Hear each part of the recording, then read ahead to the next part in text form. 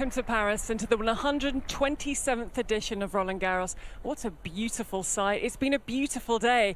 The best in the world at what they do. They are gathered together here on the clay courts of the French capital, with one notable exception. The king of clay, the 14-time champion, the defending champion Rafa Nadal, sidelined through injury. There is no return date set, and he will, of course, be sorely missed. Now, night and day at Roland-Garros, we will be with you every day of the championships. Think of us as your daily dose of all things Roland-Garros and everything that's been going on, including action and reaction. And here for you is a little bit of what we have for you on tonight's show. It's a winning start for the Australian Open champion. Never in doubt, says Tsitsipas, who is through to round two. And never have I ever. The players reveal all.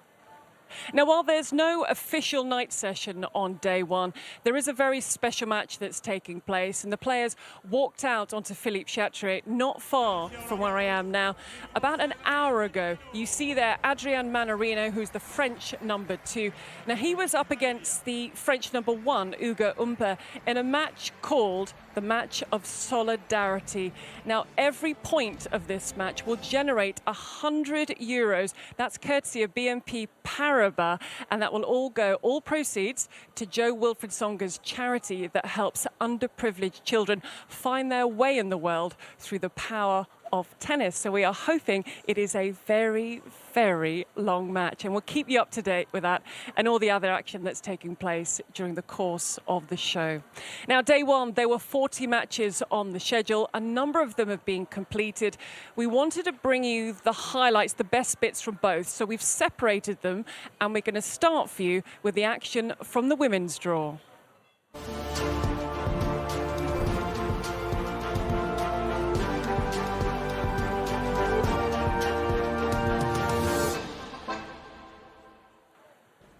And we start with the Australian Open champion, Aryna Sabalenka, the world number 2, 6th appearance at Roland-Garros. Would you believe yet to reach the second week at Roland-Garros, the only slam where she hasn't reached at least the semi-finals, and she's got the chance over the next couple of weeks to overtake Iga Świątek as the world number 1.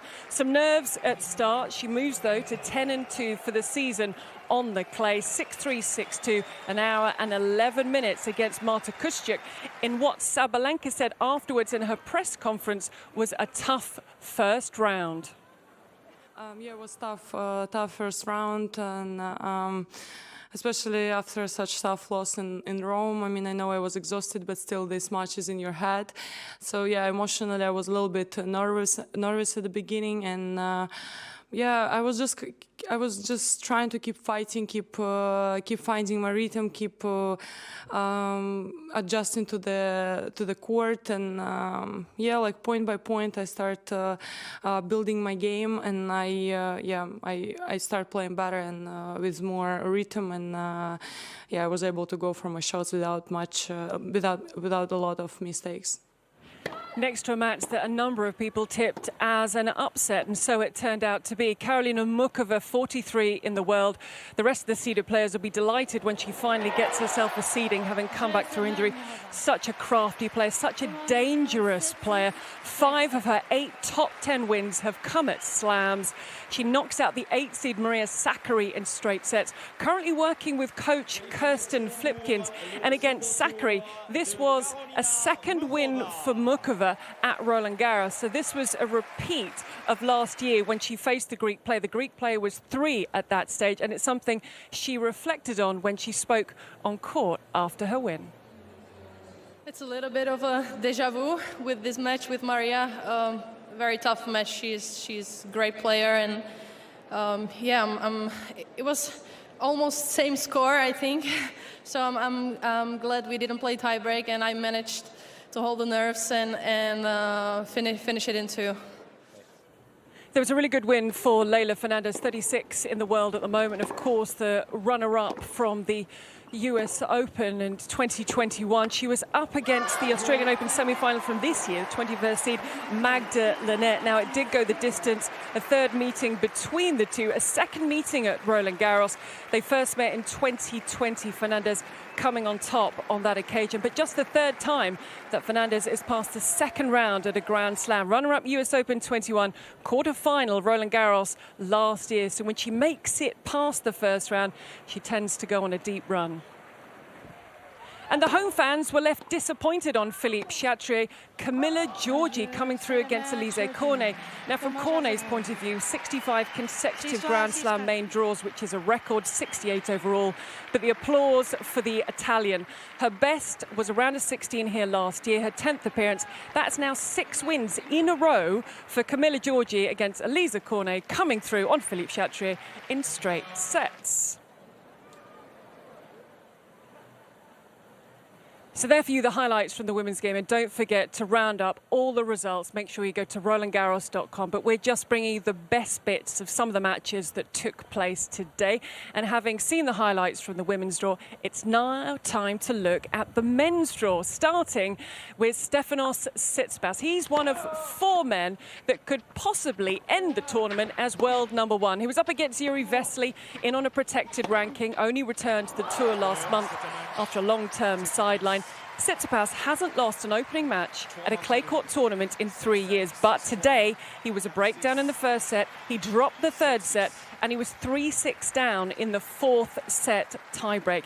He now moves to 15-1 at Roland-Garros when winning the opening set. But afterwards, and this was Stefanos Tsitsipas speaking in his press conference, he wasn't too impressed with how he played today. I felt like I haven't played a match with so much inconsistency in a very long time. There weren't a lot of rallies in play. He was serving big, so I had to find ways to change that. But at times I felt like my footwork was lousy. I think it's also due to the fact that, as I said, there were not many rallies played, which didn't have my legs, didn't allow my legs to be activated. So might be because of that.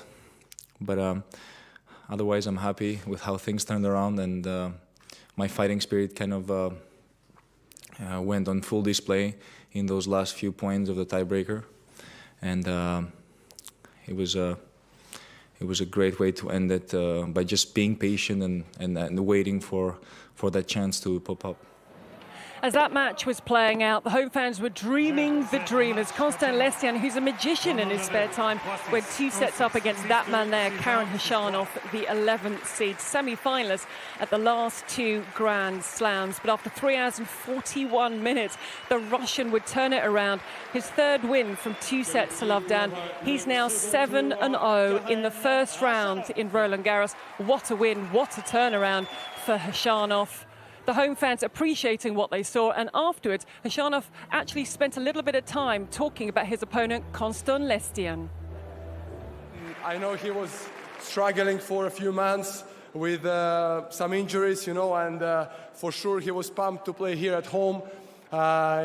In this tournament, obviously, you cannot play bad, you know, so I didn't start well. The conditions were extremely slow, and it was tough to make points from my side.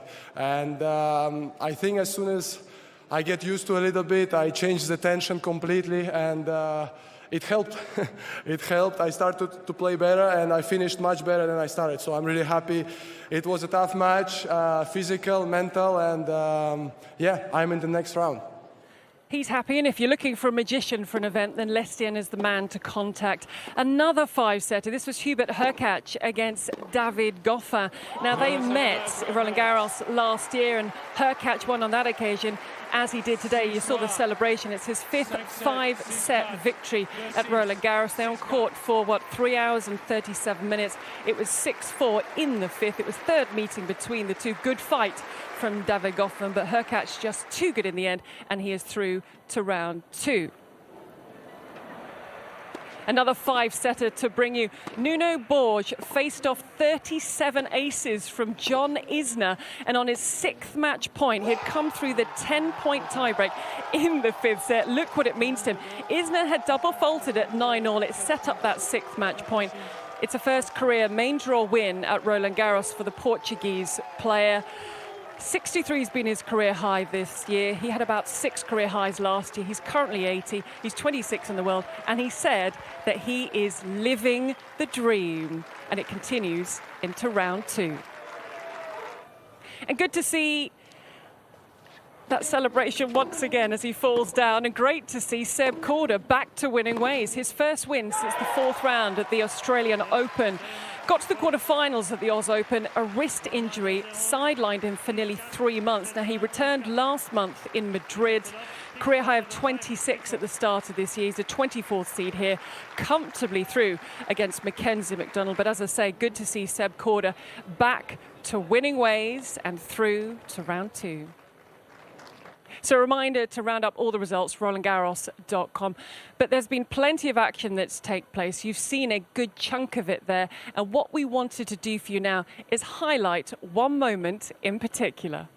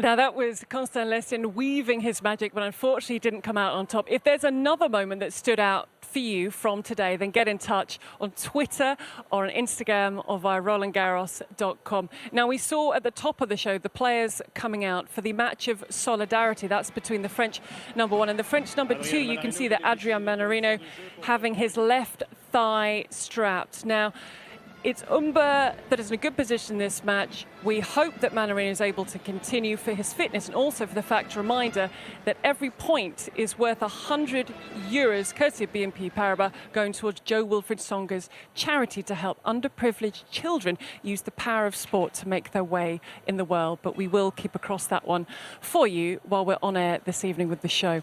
Now, we were allowed to spend a little bit of time with some of the players before the tournament began. So we decided to play a little game with them, and it turned out to be quite revealing. I got the question, but I'm like, you said never have I ever, never. I mean, Coco is my nickname. My real name is Corey. Dixie and Dixie. Musa. It's Richie. Zizit. I have not. Or is it no?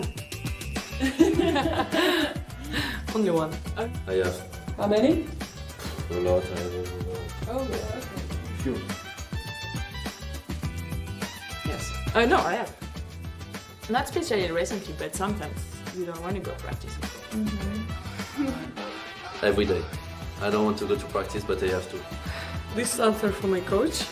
This is the reality. Oh, I have for sure. Yes. 100%. Even more now, you know, with my daughter. No, never. You're the only one.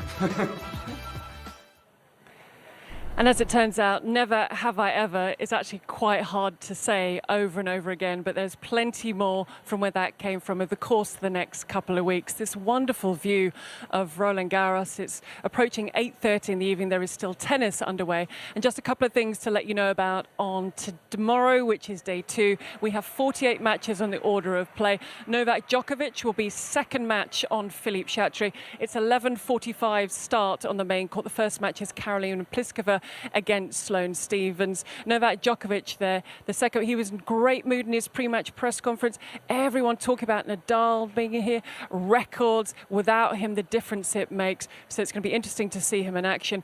Home fans have got Caroline Garcia, then the first official night session has a Yannick Sinner in the evening. Moving on to Susan Longland, this starts at 11 o'clock with Benoit Paire against Cam Norrie, Belinda Bencic in there. There's the world #1 Carlos Alcaraz against the qualifier Flavio Cobolli, and Petra Kvitova rounds things off on Susan Longland. And Court Simone Mathieu, if you're coming to the championships, you must pay a visit to Court Simone Mathieu. It's a beautiful court.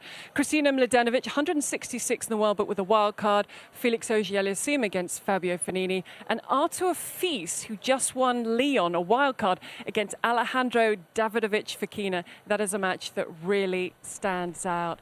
What a view that is. There's barely been a cloud in the sky all day, and apparently the weather is set fair for the course of the championships. I hope I haven't cursed it there, but we're hoping for good weather. We've already had some great tennis. It is continuing, so to keep across the rest of the day one action, Roland-Garros.com, on the social media channels, or ball-by-ball commentary via Radio Roland-Garros. You can find that on the front page of the app. And don't forget that night and day at Roland-Garros will be with you every day of the championships. So thank you for your company, and I hope to have it the same time tomorrow. Bye for now.